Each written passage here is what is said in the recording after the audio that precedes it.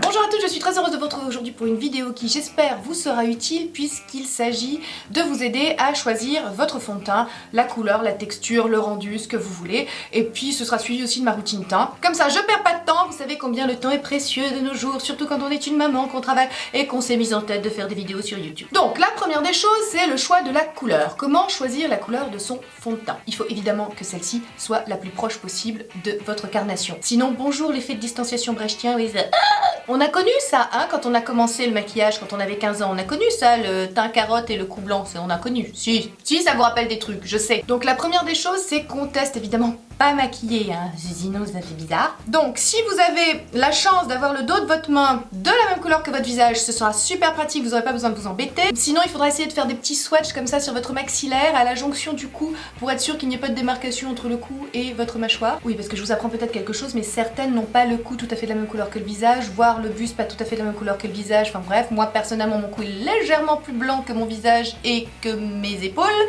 Donc il faut généralement que je le fonce légèrement avec un peu de poudre bronzante, voilà, sinon ça fait un peu bizarre quoi. Donc la couleur de la peau, qu'elle soit blanche ou noire, correspond à la surface de l'épiderme, mais si c'était que ça, ce serait simple. Toutes les peaux ont un sous-ton, et c'est là que ça se complique. Et ça, le sous-ton est inscrit profondément dans votre épiderme, il ne change pas celui-là. On va dire qu'il y a 3 sous-tons, les froids, les chauds, les neutres. Les froids, ce sont les roses, rouges et bleus. Les chauds, ce sont les jaunes, dorés, cuivrés. Et les neutres, ben, c'est un mélange des deux. Donc comment on définit cette sous-pigmentation ou ce sous-ton? C'est simple.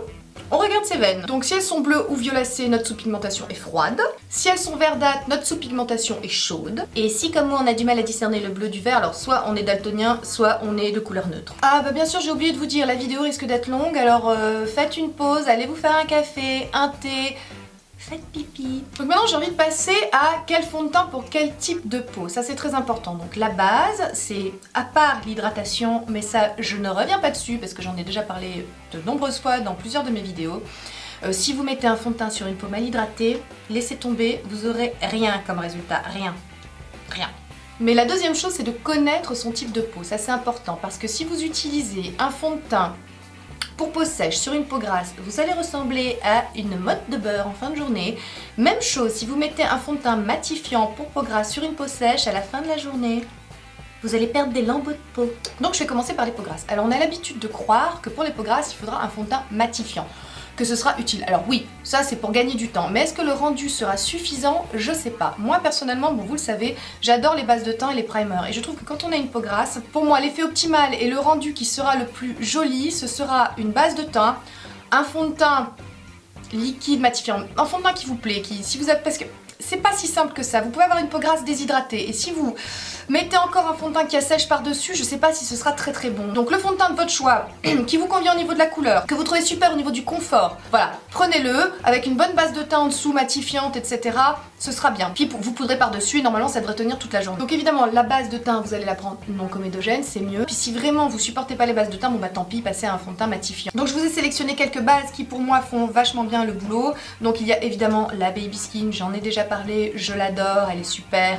elle permet de travailler le fond de teint vraiment de façon super élastique. Elle donne beaucoup plus de glisse, le fond de teint se travaille vraiment bien et ça donne un rendu vraiment très velours. Vous avez celle-là aussi qui est pas mal, qui est le lisseur optique 5 secondes de Garnier. Je préfère la Baby Skin évidemment, mais celle-là n'est pas mal du tout. Avec un petit plus, elle floute aussi les rides. Ma dernière découverte que j'utilise, que j'adore, qui a remplacé dans mon cœur ma Baby Skin. Ce qui est vraiment bien pour aussi les peaux grasses, ce sont les fonds de teint matifiants, voilà, en poudre comme ça. Donc ça c'est un de chez Sephora.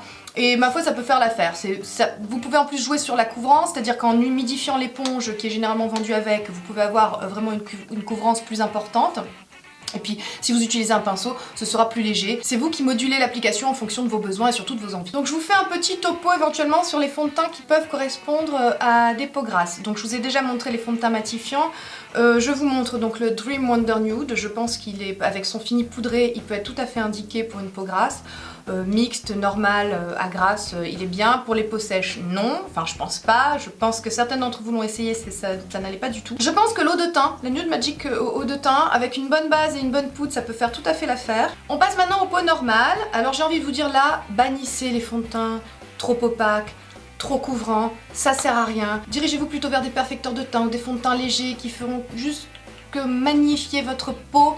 la sublimer de façon subtile. Il faut qu'on puisse voir votre peau en transparence quand même, c'est beaucoup plus joli, ça fera moins un effet plâtre. Évidemment, comme toujours, je ressors ma Nude Magic Cream de L'Oréal. C'est la seule qui ne me donne pas un teint cadavérique parce qu'à force de vouloir corriger vraiment toutes les différences de couleurs, toutes les dyschromies, ça finit par vous donner un teint vraiment cadavérique, terreux, on dirait que j'ai de l'argile sur la figure. C'est vraiment les bébés crèmes jusqu'ici j'avais du mal, en plus bien souvent elles sont très épaisses, c'est vraiment pas ma cup of tea hein. Pour celles qui veulent un teint radieux aussi, vous pouvez mettre des bases de teint illuminatrices. Donc pour ça vous avez la Lumi Magic base concentrée de lumière de L'Oréal, vous avez la Happy Light base sérum lumière de Bourjois. Et si vous avez des rougeurs, vous pouvez vous diriger vers une CC crème, celle-là c'est la Bourjois, elle est pas mal, même si vraiment à force de vouloir corriger toutes les couleurs, de nouveau il faut mettre quand même du blush hein, pour se redonner un petit peu, vous voyez, un petit peu de bonne mine quoi, parce que sinon ils disent que ça donne un teint lumineux, ça me fait rire, non, ça lisse la peau, ça uniformise, mais un teint lumineux, non.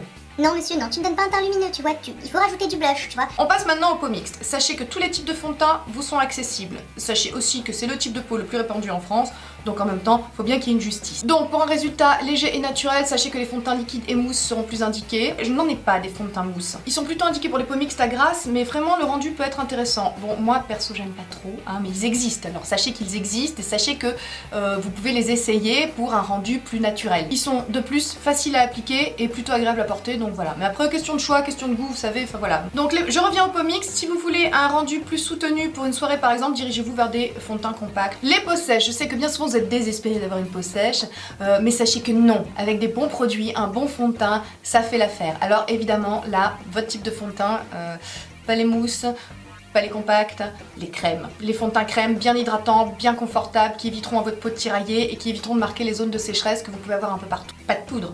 Vous aurez aussi besoin d'apporter de la lumière aussi à votre teint, donc là encore une fois les bases lumière peuvent être pas mal sous votre fond de teint, ça donnera un petit peu de glowy. Donc comme choix de fond de teint, assez crémeux, pourquoi pas le Better Skin, qui en plus d'être assez crémeux et confortable, est un fond de teint qui soigne, c'est-à-dire que plus vous l'appliquez au fil des jours, si vous voulez, il aura tendance à hydrater davantage votre peau, à l'embellir. Je l'ai pas porté assez longtemps pour pouvoir vous dire si effectivement il embellissait la peau au jour le jour, puisque bon moi, étant donné que j'ai la peau normale à tendance mixte, il n'était pas vraiment indiqué pour moi. J'ai fait la bêtise de l'acheter, mais en même temps, je m'en sers sur mes clientes avec une peau sèche. Maintenant, les peaux matures, un mot quand même. Une base que vous pouvez utiliser, c'est l'instant anti-âge de Maybelline, que j'aime beaucoup, qui floute vraiment bien les petites ridules, les imperfections au coin des yeux, le sillon nasogénien, tout ça, c'est un plus. Et votre fond de teint, vraiment à l'application, aura tendance à bien glisser, bien se fondre dans votre peau. Et surtout, les peaux matures, il faut leur donner de la brillance. Voilà, ça va apporter davantage de jeunesse et rafraîchir le teint. Il y en a deux que j'aime bien, c'est le Liss Result de Gemay et le Nutri-Lift Gold de L'Oréal. Voilà, ce sont deux fonds de teint que je trouve vraiment bien pour tout ce qui est peau mature parce qu'ils ont un petit côté liftant, un petit côté lissant. Surtout ils tiennent bien, ils se travaillent bien, ils n'ont pas tendance à migrer dans les ridules. Voilà, ça peut être un choix, une option si vous ne les connaissez pas. Pareil, un fond de teint petit prix, il y en a d'autres après dans d'autres gammes. Maintenant la dernière question que vous devez vous poser, c'est quel est le rendu que vous souhaitez. Et pour ça, ça dépendra de l'application. Donc je vous en ai déjà un peu parlé dans les différents types de peau et le rendu que vous voulez, si vous voulez que ce soit couvrant ou plus naturel, mais enfin bon. En gros, il n'y a pas tant d'options que ça, il y en a 3. Vous allez appliquer votre fond de teint au doigt, au pinceau ou à l'éponge ou beauty blender. Je vais commencer par les pinceaux, puisque moi c'est la méthode que je préfère pour appliquer le fond de teint. Le résultat est plus précis et plus léger. C'est un peu l'outil des pros en fait. Donc je vous en montre deux, un qui est comme ça, c'est un duo fibre, vous voyez il y a des poils un peu plus longs et d'une couleur différente sur le dessus de la houppe. En fait là c'est plus touffu à la base et là c'est plus aéré, il y a moins de poils. C'est pour un effet vraiment très léger, et pour travailler le fond de teint sans épaisseur ni surcharge. Donc et moi celui-là c'est le pinceau que je préfère, touffu, très souple et qui permet vraiment un travail précis de la matière. Je vous en parle tout à l'heure dans ma routine teint, donc j'en dis pas plus. Et alors là pareil, on va étirer en mouvement circulaire la matière du centre du visage vers l'extérieur. C'est comme ça que ça se travaille. Deuxième chose, vous avez les éponges. Alors vous en avez des comme ça va être un peu sale. Ça c'est une sorte de beauty blender, vous voyez ça a une forme un peu plus ergonomique avec une pointe sur le dessus, vous avez ça que les maquilleurs utilisent et ça permet une application plus précise sous le dessous de l'œil. L'éponge c'est bien pour un résultat très couvrant si vous les humidifiez et ça permet aussi d'obtenir un résultat hyper flawless, c'est-à-dire vraiment sans imperfection, on voit plus la peau en transparence quoi. Bon, voilà, si c'est le rendu que vous souhaitez, l'éponge, la Beauty Blender, c'est ce qu'il vous faut. Même chose que pour le pinceau, on va utiliser l'éponge et travailler la matière de l'intérieur vers l'extérieur. Alors, si vous optez pour la Beauty Blender, vous tamponnez, tapotez, tamponnez, tapotez. Entraînez-vous, c'est comme ça qu'on progresse. Maintenant les doigts, c'est un rendu extrêmement naturel, un gain de temps. La chaleur des doigts avec le contact de la peau permettra effectivement un bon travail de la matière, donc c'est vraiment une question d'habitude. Personnellement, le pinceau ça vous permet de moins vous salir les doigts, après vous en avez partout. Mais moi perso, j'utilise mes doigts pour l'anti-cerne, pour vraiment bien fondre la matière sous la zone qu'on veut travailler. Vraiment la chaleur du doigt permet vraiment de faire fusionner davantage la matière avec la peau. Ah bah oui, alors quel que soit l'outil que vous utilisez, pensez à bien le nettoyer. Les pinceaux pour le teint en tout cas c'est quotidiennement. Si, parce que c'est quand même un nid à bactéries, les éponges pareil, et puis bah vos doigts évidemment. Bon, bah, je crois que j'ai fait le tour un petit peu de ce que je voulais vous présenter. Évidemment, on peut en dire encore et encore. J'ai essayé quand même de contracter ça dans une vidéo pas trop longue parce que je vous laisse maintenant avec le tutoriel. Faut que je vous dise que c'est un tutoriel exhaustif avec contour et highlighter, qu'évidemment vous pouvez sauter les étapes. Un teint sans contour ni highlighter, ça passe aussi, juste un peu de blush, ça ira très bien. Moi c'est juste parce que je vous montre ce que je fais, c'est simple. Moi c'est soit je fais la totale, soit je fais rien. Donc en gros, je suis en mode pas maquillée du tout ou en mode très maquillée. Voilà, mais ça correspond à ma personnalité. Je suis entière, c'est soit tout blanc, soit tout noir. Et puis comme j'aime les teints glowy, lumineux et radieux, effectivement je mets beaucoup d'highlighter. Donc si vous avez envie de savoir comment je fais mon teint, c'est maintenant. Donc on va commencer par la base de teint. Je sais que dans ma vidéo sur les tops et les flops, je vous avais parlé de la Baby Skin, mais entre temps j'en ai découvert une autre que je trouve encore mieux, c'est celle-là. C'est la Nude Magic Blur Cream de L'Oréal. Alors comme je suis une inconditionnelle de la BB Cream de Nude Magic de L'Oréal, je me suis dit tiens essayons celle-là, je suis toujours à la recherche de plus grand, plus beau, plus fort. J'ai trouvé. Alors voilà, j'en mets sur le front. Pour bien flouter là où je trouve que les pores se voient un petit peu, on va dire. Et là où j'ai un peu les rides qui commencent. Voilà. Donc je trouve effectivement qu'elle floute un peu mieux au niveau des rides et des ridules. Surtout qu'elle n'a pas tendance à figer après dans les ridules. Donc j'en mets là sur la première partie de la joue, hein, pas jusqu'ici, mais juste là. Je la travaille un peu pour bien la faire pénétrer. Le menton. Puis évidemment, forcément, lui, mon Dream Wonder Nude. En teinte 30, centre, je le secoue. Et là, je me débrouille comme je peux avec l'applicateur pourri, hein, dont j'ai parlé déjà dans les tops et les flops.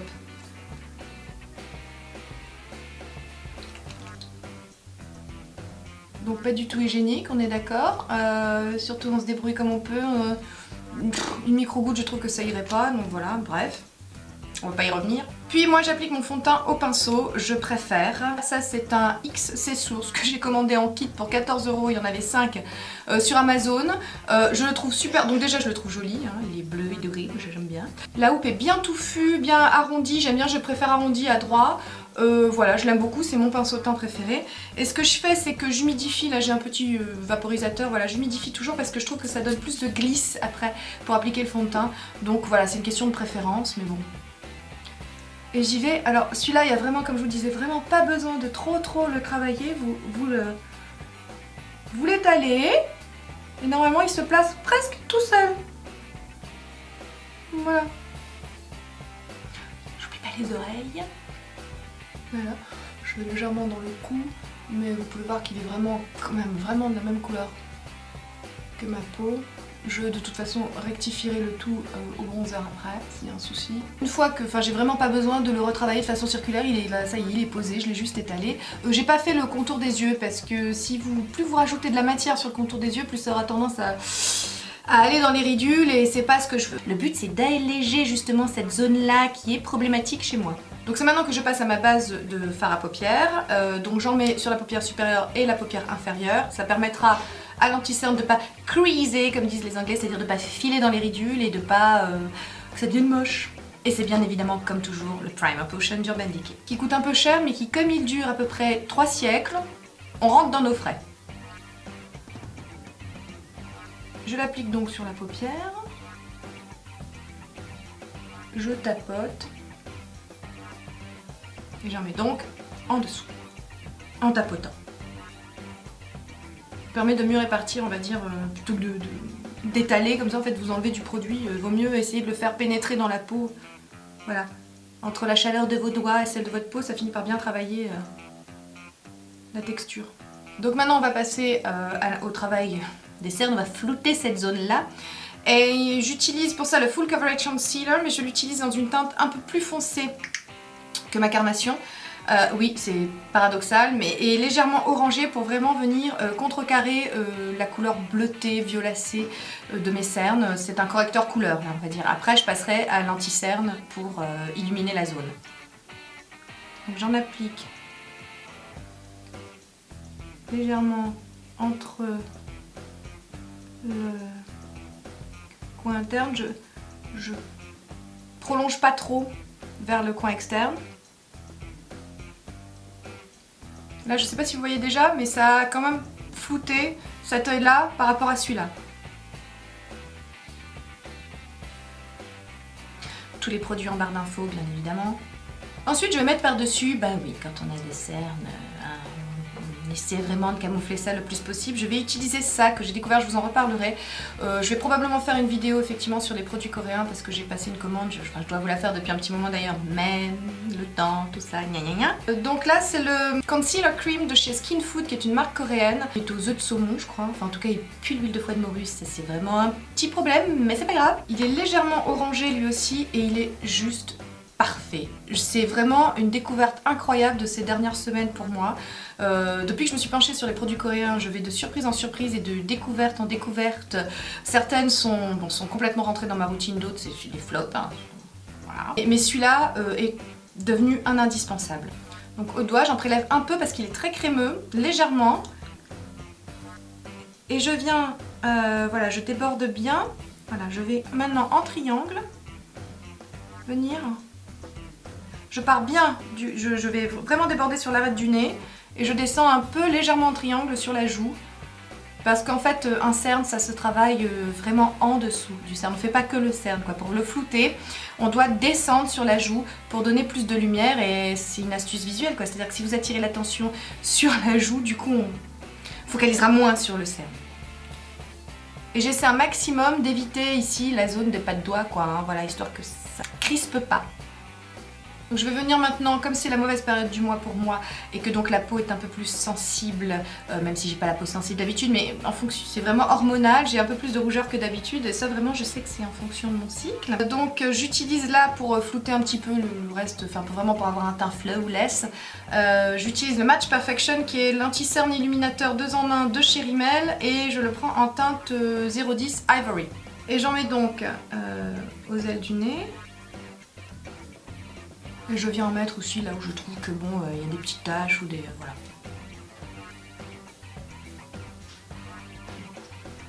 Avec ce même anti-cerne, je vais donc venir commencer à faire le contour, on va dire, mais je vais commencer par la mise en lumière. J'utilise la même chose, il est légèrement plus clair que le fond de teint, donc je vais venir illuminer. Ce qu'il faut en contouring, c'est cette partie-là qui forme une sorte de cœur, on va dire, entre le front, les joues et le menton, voilà, à peu près. Il faut maximum de lumière sur cette zone. Voilà, le reste, vous allez creuser avec une poudre bronzante pour mettre en relief ce que vous voulez mettre en relief et puis mettre en lumière ce que vous voulez mettre en lumière, quoi. Légèrement, hein, c'est vraiment... c'est un maquillage, c'est ma routine teinte d'habitude, donc c'est pas un truc flash pour sortir, hein. Si vous vous posez la question de savoir combien de temps ça prend le matin, j'en ai pour 20 minutes à peu près à me maquiller. Bon, c'est... Quand on a l'habitude, ça va vite. Et l'arc de Cupidon aussi, c'est toujours bien. Voilà. Ce que je vais venir faire maintenant, c'est fixer mon anti-cerne pour, encore une fois, éviter qu'il file dans les ridules. Donc pour ça, j'utilise ma poudre No Brillance Primer and Finish des artistes by Nocibé. J'en ai fait une revue complète sur cette marque, je l'aime beaucoup et j'ai eu un véritable coup de cœur pour cette poudre qui est vraiment entrée dans ma routine. Avec un petit pinceau, donc je viens fixer le dessous de l'œil. Et le dessus aussi.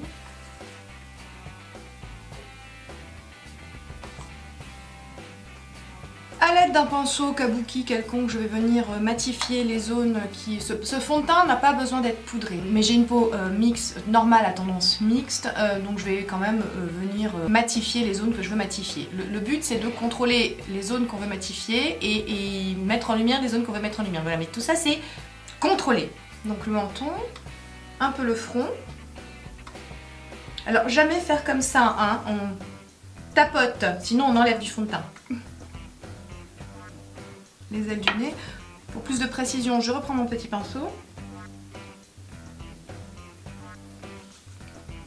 Et je vais venir juste poudrer ici. Et vraiment laisser tranquille mes rides du sillon nasogénien, histoire qu'en fin de journée, je ne me retrouve pas avec la zone un peu marquée, quoi. Donc vraiment, j'en mets là où je veux de la poudre. Pas partout. Donc maintenant, pour le contour, je commence par le nez et j'utilise pour ça un fond de teint compact minéral de chez Sephora qui est plus foncé que ma carnation. C'est la teinte 36, c'est un fond de teint compact poudre. Je trouve qu'il glisse mieux et que pour venir sculpter un peu l'arrêt du nez, il est très bien. On peut l'utiliser pour les joues, hein, c'est pas le... Voilà, on peut. Mais je préfère en utiliser un autre qui est légèrement plus aérien et plus léger, qui donnera un contour plus doux. Mais pour le nez, j'utilise celui-là. Alors comme j'ai un bulbous nose, un nez bulbeux avec une boule au bout, le but c'est d'essayer de gommer un petit peu la boule et de lui donner un petit peu de pointu. Donc je commence par affiner sur les ailes et sur les narines très légèrement, voilà. Ensuite pour effectivement creuser et commencer à sculpter on va dire un peu le visage et mettre de l'ombre là où on veut mettre de l'ombre, donc le but c'est de creuser ici les joues, vous allez prendre comme repère le haut de votre oreille et la commissure de vos lèvres, mais certains, ça coïncide pas. C'est vraiment une question d'ossature de visage. Donc vous devez repérer où est la jonction de votre maxillaire et creuser à ce niveau-là. Et j'utilise, pour creuser les ongles, j'utilise cette poudre bronzante qui est une ancienne collection chez Kiko. Je pense qu'on peut plus la trouver, ou alors peut-être dans certains magasins. Enfin, je sais pas, faut regarder. C'est la Steady Honey de la collection en 01 de la collection Rock Attraction, qui est comme ça, et je sais que plein de gens la détestent parce qu'elle a tendance à glacer. Et moi ce qui m'intéresse c'est justement que le fait qu'elle est glacée et que donc on en prenne beaucoup moins, ça donne un rendu vachement léger. Donc je prends un pinceau, j'en mets quand même, je peux y aller parce que effectivement elle a glacé, hein, ça faut le reconnaître, et je vais pincer mon pinceau, vous voyez qui est comme ça, et je vais venir en mettre légèrement. Alors, on s'arrête ici, hein. Le repère, hein, c'est le coin externe de votre œil. Sinon, vous avez l'effet Joker, hein. C'est pas beau, hein.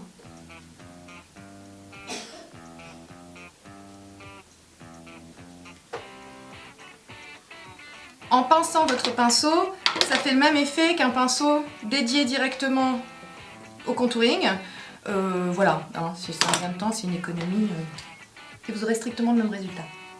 Ensuite, moi, j'ai le front bombé ici, donc voilà, on va dire que c'est là, si vous voulez, où le soleil va venir taper si je dois bronzer un jour. Donc, je renforce. Normalement, on vous dit, vous savez, le 3, mais c'est pas tout à fait vrai, le 3. Pas pour toutes les morphologies de visage. Le contouring, c'est hyper personnel, en fait. C'est vraiment en fonction de votre visage. Du rendu que vous voulez aussi. Maintenant, je vais venir délimiter la mâchoire, hein, légèrement. Donc, je prends ici, légèrement en dessous, histoire de la dessiner un peu. Faut que ça reste léger, hein, faut pas que ça soit trop agressif. Alors maintenant on passe au blush. En hiver je préfère les roses. Donc là en ce moment j'utilise celui-ci qui est le blush de L'Oréal qui s'appelle Vrai Rose, qui est dans la teinte 115. Il est bien pigmenté, il se travaille assez bien. Voilà, je cherche mon pinceau et voilà. Hop. Donc là pareil, si vous voulez un effet lifté, vous devez prendre comme repère le coin externe de votre œil. Pas dépasser ce qu'on appelle la ligne magique. Parce que si vous voulez un effet bonne mine, vous pouvez aussi en mettre ici sur la pomme de la joue, enfin je sais pas comment dire, bon, on va dire sur le centre de la pommette, voilà. Non mais c'est bien, ça vient.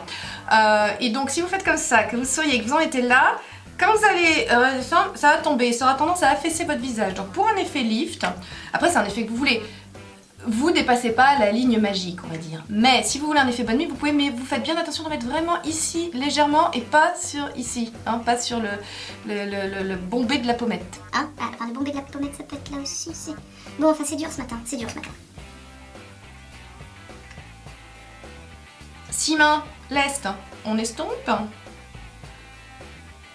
Maintenant on passe à ce que je préfère, c'est le highlighter, c'est-à-dire la mise en lumière. Voilà. Moi j'aime les teints vraiment glowy, radieux, lumineux, donc j'ai tendance à en mettre pas mal et beaucoup, j'aime bien. Certaines estimeront que ça fait boule à facettes. Écoutez, j'ai envie de dire, c'est une question de choix, faites moins si vous aimez moins. L'avantage de se faire un teint, c'est qu'on fait comme on veut. Donc pour ça j'utilise ce que j'adore en ce moment, c'est mon produit préféré, c'est le booster d'éclat de chez ELF qui coûte 1 €. Incroyable, 1 €. Truc de fou. Pour la qualité de ce produit, c'est un truc de dingue. Et je le prends en teinte Lilac Petal, qui est le 1205. Voilà. Alors j'en mets sur un petit pinceau anti-cerne, ça c'est celui de chez Sephora, il me semble. Et je viens en mettre sur l'arête du nez. Pareil, je vais travailler un petit peu la matière, histoire que ça fasse un petit peu trop quand même flashy, quoi. Astuce visuelle pour désarrondir mon nez et pour le rendre un petit peu plus pointu. Je vais venir faire un petit point de lumière juste là. J'en ai trop mis, hop, c'est pas grave, je recycle, j'en mets sur l'arc de Cupidon. J'en mets sur le haut de la pommette, comme ça. Même chose de l'autre côté. L'arc de Cupidon. Et je viens renforcer cet effet avec un highlighter en poudre. J'ai découvert ça, alors c'est un truc de dingue. C'est pareil chez Folie Cosmétique, oui encore. C'est une marque obscure que je ne connais absolument pas, de Famous X. Je suis allée voir sur internet, apparemment c'est connu à Londres, hein, bon bref. Et alors regardez-moi ça. Est-ce que ça vous rappelle quelque chose? C'est pas le truc Bobbi Brown qu'on voit partout sur toutes les autres chaînes, ça? Ouais, sauf que ça vaut 3 €. Et il est vachement bien. Donc je vous montre, je prends évidemment la partie blanche, hein, voilà, avec mon pinceau, hop, et je viens, hop, en rajouter là où j'ai déjà mis mon highlighter crémeux. L'étape d'après, ce sont les sourcils. Un truc, hein, n'investissez pas dans des peignes et machin, prenez une vieille brosse à dents que vous avez lavée, ça fera tout à fait l'affaire. Donc je les coiffe. Et je vais venir juste remplir par endroits là où c'est un peu clairsemé parce que j'ai des sourcils assez fournis et je change pas forcément leur forme. Je les épile juste un petit peu sur le coin là externe quand il y a des poils un petit peu qui poussent n'importe comment. Mais je change vraiment pas la forme de mes sourcils. J'ai fait la connerie quand j'étais plus jeune de me les épiler vraiment trop et j'ai eu la chance qu'ils repoussent parce que je sais que pour certaines ça n'a pas été le cas, ils n'ont jamais repoussé comme avant. Donc je ne ferai plus jamais ça. Moi j'aime bien combler un petit peu donc les trous, les endroits où c'est un peu clairsemé avec un fard poudre. J'utilise le kit pour les sourcils de chez Kiko en teinte 02 et j'utilise la teinte la plus foncée du kit.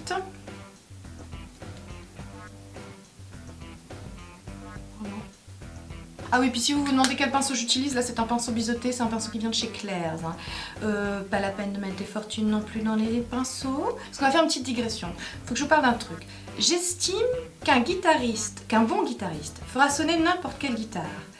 Il en va de même pour un bon maquilleur. Peu importe les outils qu'il aura, il arrivera à maquiller, à sublimer un visage. Que vous ayez des bons pinceaux qui font bien le boulot, ok, mais on en trouve des super dans des marques autres que Sigma ou MAC et qui font parfaitement le travail. Digression mise à part, je reprends ma brosse à dents et je viens légèrement les coiffer, voilà, les rediscipliner. Voilà, et puis c'est le moment où je fixe mon teint. Voilà, je le fixe avant de me maquiller les yeux parce que sinon ça a tendance à faire couler le mascara. Et voilà. Bon ben voilà, c'est fini, j'espère que ça vous a plu. Je vous dis à bientôt. N'oubliez pas de vous abonner, comme ça vous serez au courant de mes prochaines vidéos.